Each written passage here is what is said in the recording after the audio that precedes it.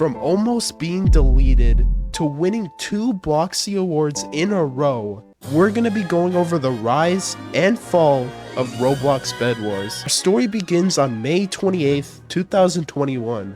BedWars has just been released, and let's just say, it definitely wasn't the best. The game had so many bugs and offered very little content, but that didn't stop people from enjoying the game. People really loved how simplistic it was. Regardless, everyone was loving the game, and the future was brighter than ever. With daily content updates, we saw the addition of crossbows, emerald armor, and new maps. But the game desperately needed one more thing: YouTubers. And BedWars couldn't have been released at a better time. Arsenal was dying, and YouTubers like Bandites, Rectaway, and most importantly, Tanqr, were desperate to find a new game. And let's just say BedWars delivered. However, there's an issue. Roblox BedWars just felt like a ripoff of Minecraft BedWars, and there were so many rumors going around that Minecraft was actually gonna sue Roblox BedWars, so we needed some originality.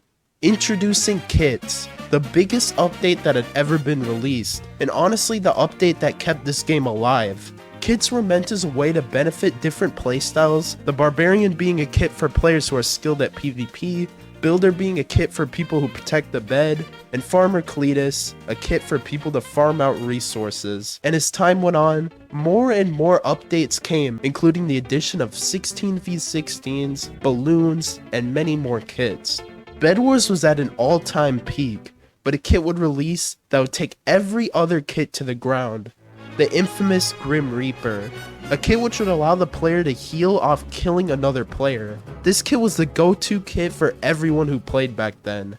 It's August 27th. Today there would be a big update that would change Roblox BedWars forever.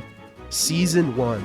This was by far the biggest update the game had ever seen, including a battle pass system, daily/weekly missions, and most importantly, 5 new kits. This encouraged players to constantly grind the game to unlock the contents of the battle pass. But there was a problem ever since the release of kits: pay to win. This was an issue that most of the player base complained about. It seemed like there wasn't fairness towards the people who didn't spend money on the game. But with every problem, there's a solution. Introducing free weekly kits, a system that allowed free-to-play players to be able to use kits as well. As time went on, the game grew a consistent player base, and we began to see more YouTubers join the game. Average players turned into massive YouTubers. Mini Bloxia, Fulton, It's Maddie, all grew from nothing because of this game. There were so many more changes that were added, including 2v2s, dodo birds, and much more.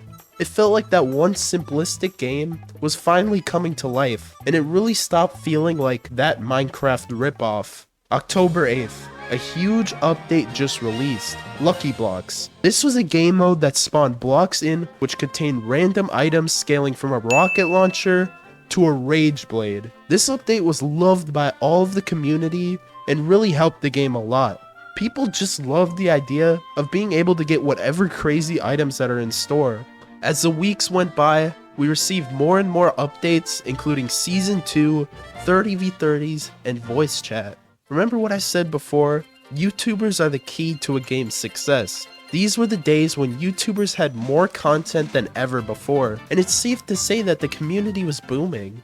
Around a month later, we saw a new game mode, one much different than anything seen before: Ranked. Before this update, skilled players dominated the matches and weren't really challenged, but Ranked was a highly competitive game mode rewarding skill and ability to coordinate as a team. It challenged even the best of players, rewarding them with the also glorious Nightmare rank. It's now Christmas time, and Season 3 is finally here. Season 3 included the addition of enchantment tables, kit skins, and the most overpowered kit in the game, Airy. YouTubers once again had an endless amount of content, but many would argue that this would be the last good update ever released. Like the past month, I've just been kind of hiding like that annoyance to the game, you know what I mean? Most of my videos are me like having fun trolling, but like that's just what you guys see, bro. But behind the scenes, bro, like most of it is just me not having fun. I feel like I've just done everything there is to do in regards of trolling. Like how many block traps can I do to the point where it's like new and different? Like it just isn't, bro. As the weeks went on, the updates just didn't feel the same, and YouTubers were actually thinking about quitting. But what happened? The game was doing so amazing before. Well, that would be the updates. They simply weren't as fun. Game modes were being reused, and additions like Battle Duck and Penguin Survival really just weren't fun. The game would hit the lowest point ever. Over the months, we received some pretty mediocre updates, including Helicopter, New Enchants, and Season 4, being arguably the worst season to ever release. We did not receive a good update for the matter of 7 months, but finally, we got Season 5. This added a new system that allowed players to go into the void to kill monsters. This update had a lot of love from the community, and after a very long time, people were starting to actually enjoy BedWars again. And the updates to come honestly weren't that bad. Huge lucky blocks, gun game, and snow cone machines. But there would be a day when BedWars would receive the most players it had ever gotten. August 27th, 2022.